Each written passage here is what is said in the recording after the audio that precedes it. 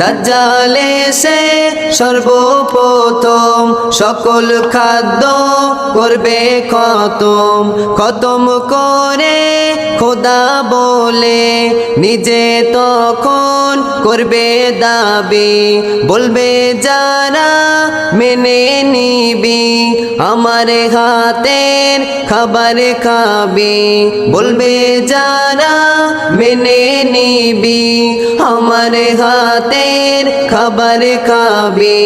দুর্বল ইমানদার বাঁচার লোভে, দুর্বল ইমানদার বাঁচার লোভে খোদা বলে কাফের হবে।